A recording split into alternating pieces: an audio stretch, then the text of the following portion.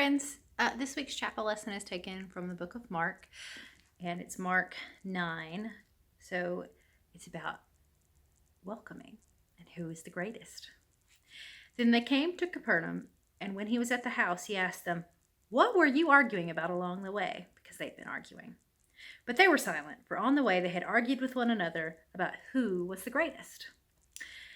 He sat down and called the 12 and said to them, "Whoever wants to be first must be last of all and a servant of all." And then he took a little child and put it among them, and taking it in his arms, he said to them, "Whoever welcomes one such child in my name welcomes me, and whoever welcomes me welcomes not me, but the one who sent me." Have you ever argued with your brother and sister, if you have a brother and sister, about who is mom or dad's favorite? I did that. I have a brother and a sister. And we would argue about that sometimes because that's just what you do. Well, there were 12 or so disciples, and they argued about this sometimes. Who is the best disciple?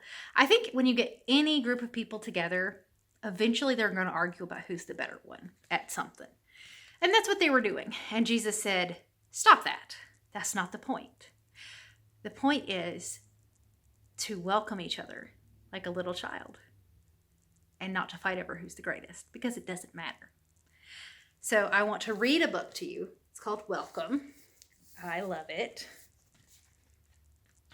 And it's about a polar bear who's trying to find a home. I am a polar bear. That's me paddling in the water near my friends.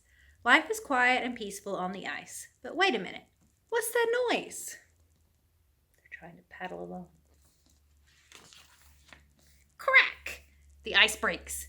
"We're drifting away, my friends." "Hold on," I reply. So they do. They hold on to their iceberg.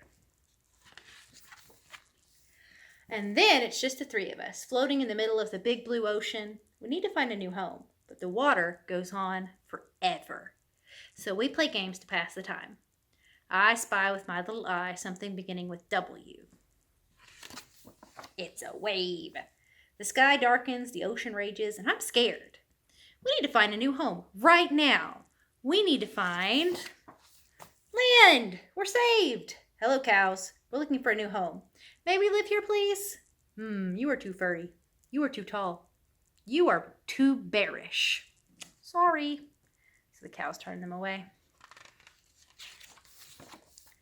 So we are off again, looking for a new home. And our little ice boat is getting smaller. Is there somewhere we can land? Look, they're piled on top of each other. Yes, this could be our new home. Hello, Panda. May we please come ashore? You are too many. Look around. There's just not enough room. Look at all that space. He doesn't want to share. "You can't live here," said the panda. By the time we reach another island, our little ice boat has almost melted, and we don't have much time. Help us. Did you hear something? No. You? We could go and look, but that's too much bother. Pass the tea.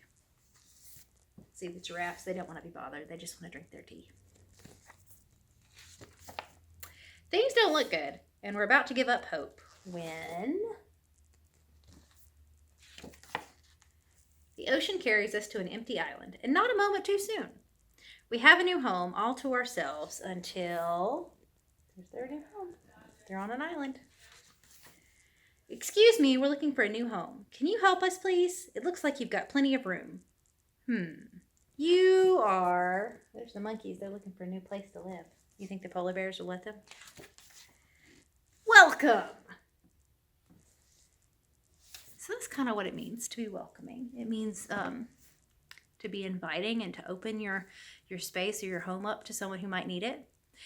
And Jesus wants us to welcome each other.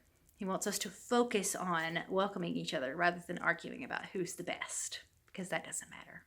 But what does matter is that we welcome each other like Christ asked us to, so that people will know that they're welcome here. I hope you guys have a great week.